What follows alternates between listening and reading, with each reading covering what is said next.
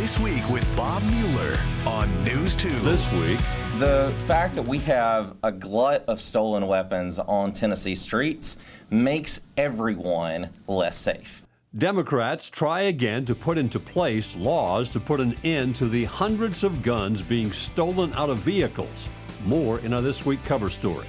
People are afraid to call 911 and people die. A push by state lawmakers to expand the Good Samaritan law, protection from prosecution for those who take action to save a life. This may be one of the pioneering actions around some of that. And again, I think it's because it's really sensitive because it has to do with housing and rental housing.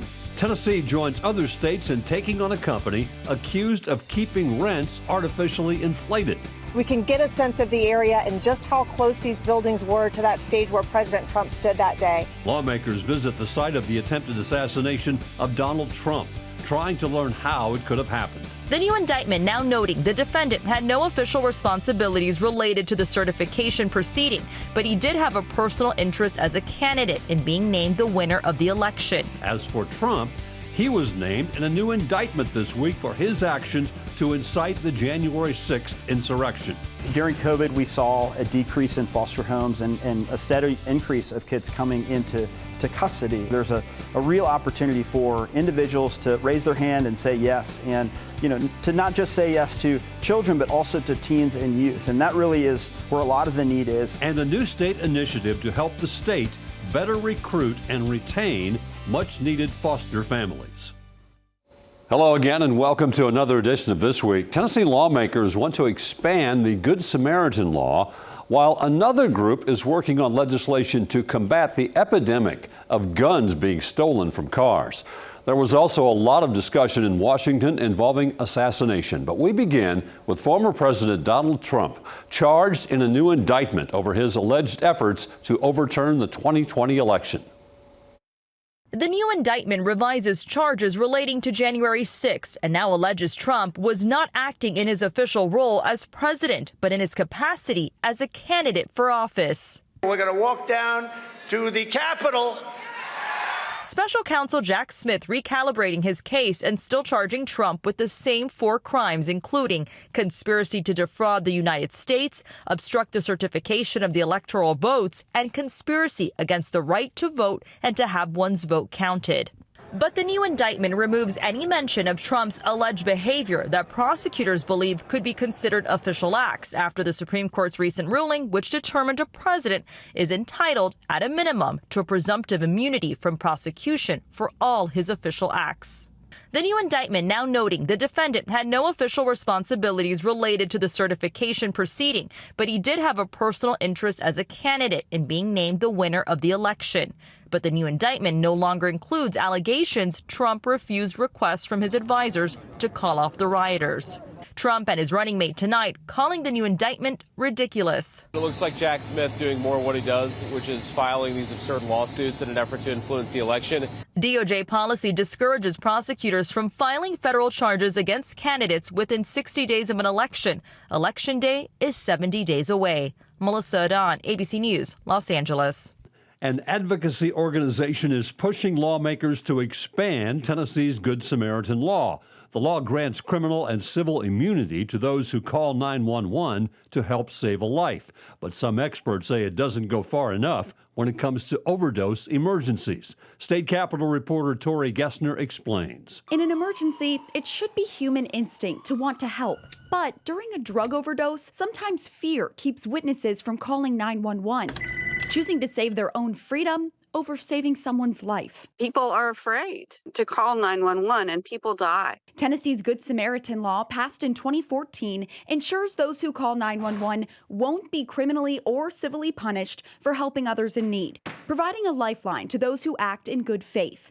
But when it comes to overdoses, that lifeline is only thrown once. So it includes a one-time only pass, I guess, of not being arrested. You get that one freebie, and then potentially you could be arrested for any other 911 call where you're trying to help save somebody's life. Police and district attorneys can grant immunity after the first incident under the law, but Mary Lyndon Salter, executive director of the Tennessee Association of Alcohol, Drug, and Other Addiction Services, says the mere risk of arrest is enough to keep people silent. The nature of overdoses and the nature of the risk, I think, has just gotten greater, and we would like to see there be a blanket protection so that anytime people call 911, they can do so without the fear of arrest. A bill introduced last legislative session, dubbed Brittany's Law, tried to achieve the same goal in a much different way, making it a Class B misdemeanor for not calling 911 during an overdose. Brittany's Law would be a little more simple to hold people accountable for their actions. We would just have to prove that they were there and did not offer help. Instead of jail, the person would have gone to rehab. The bill never made it out of committee. While Salter says it was well intended, she plans to push in a different direction this upcoming session, hoping lawmakers lift any possibility of punishment for calling 911 during an overdose. 911, what is the location of your emergency? Ensuring the safety net of immunity is in effect, no matter how many times it's needed. Reporting in Nashville, I'm Tori Gessner. Tennessee has joined several states and the Department of Justice, suing a software company for keeping rents high. Mark Kelly asked a Nashville rent expert what this antitrust case could mean for renters in Middle Tennessee. It's a daily headline. For years, rents across the U.S. have gone up. Tennessee, 7 other states, and the DOJ say that a software company called RealPage is partly to blame. Here's how RealPage works. According to the suit, a number of landlords in a market hand over to RealPage their private, sensitive rental data. RealPage's algorithm spits back a rental price instead of allowing landlords to compete. But RealPage aggregates the information into one place, and the suit alleges this software decreases competition among landlords, inflating the prices, and also creates a monopoly that benefits RealPage. And they're one of the main players in the industry.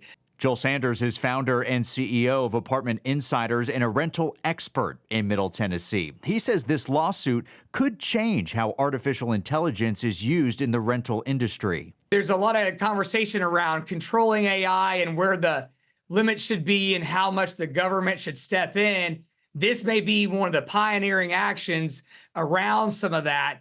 And again, I think it's because it's really sensitive because it has to do with housing and rental housing.